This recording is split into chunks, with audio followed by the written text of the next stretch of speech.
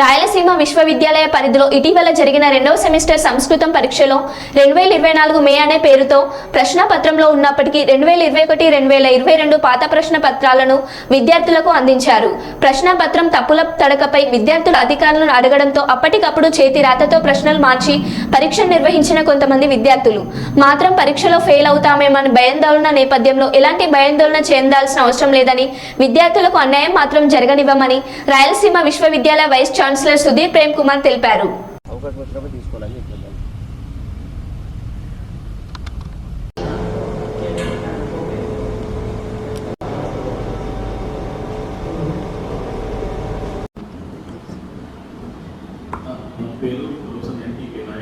నేను రాయలసీమ యూనివర్సిటీలో రెక్టర్గా పనిచేస్తున్నాను. అలాగే రాయలసీమ యూనివర్సిటీ ఆర్ట్స్ కాలేజ్ ప్రిన్సిపల్గా కూడా ఈ పరీక్షలకు సంబంధించినగా మన జరిగిన సెకండ్ సెమిస్టర్లో సిలబస్ తేడా ఉందని, క్వశ్చన్లు సరిగా లేవని విద్యార్థులు పత్రికల ద్వారా చెప్పడం జరిగింది. దానిపైన మా కంట్రోలర్ ఎగ్జామినేషన్ ప్రభుత్వంగా నిర్వహించారు. ముందు ఇలాంటి జరగకుండా యూనివర్సిటీ ఇప్పుడే యూనివర్సిటీని ఇలాంటి న్యూస్లు కవర్ చేస్తూ ఉండడం వలన తల్లిదండ్రులకు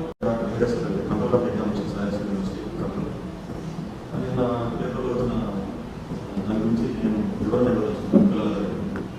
ఈ రెండవ సెమిస్టర్ సాంస్క్రిట్ సబ్జెక్ట్ సంబంధించి మన వచ్చినటువంటి క్వశ్చన్ పేపర్ కానీ సిలబస్ అంతా కరెక్ట్గానే ఉన్నాయి. కాకపోతే కొన్ని సెంటర్లో ఏమన్నారంటే సిలబస్ మేము చదివిన క్వశ్చన్స్ వచ్చాయన్నారు, కానీ కొన్ని సెంటర్లో మాత్రం పిల్లలు ఏమన్నారంటే మేము చదివిన క్వశ్చన్స్ లేవన్నారు. అంతేగాని సిలబస్ నాట్ అవుట్ ఆఫ్ సిలబస్లో వచ్చే క్వశ్చన్స్. సో అందువల్ల కొన్ని సెంటర్లలో మనకు ఈ విధంగా పిల్లలు మేము చదవలేని క్వశ్చన్ వచ్చాయన్న అన్న ఉద్దేశంతో మన పేపర్ సెట్టింగ్ చేయించడం జరిగింది. దానికి మళ్ళీ బీవైస్ బీసీఆర్ డైరెక్షన్ నోట్ పెట్టి మళ్ళీ బీవైస్ నుంచి పెట్టి పిల్లలకి ఎటువంటి ఇబ్బంది జరగకుండా చూడడానికి బాధ్యత యూనివర్సిటీ తీసుకుంది.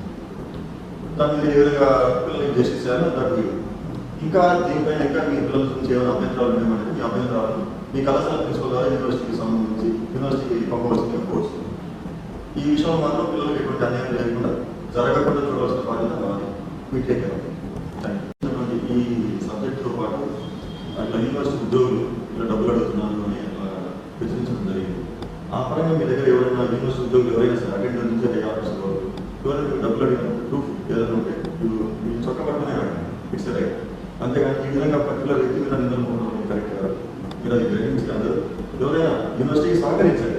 ఎవరైనా తప్పు చేశారంటే మీరు వచ్చి అడగండి, డీసీ గారికి ఎవరికైనా కంప్లైంట్ చేయండి, లేదా గవర్నమెంట్ ఆఫీస్ ఎవరైనా కంప్లైంట్ చేయండి. కానీ ఒక పర్టికులర్ వ్యక్తిని ఎటువంటి ప్రూఫ్ లేకుండా తీసుకున్నారని మాత్రం నిందించడం కరెక్ట్ కాదని నా ఉద్దేశం.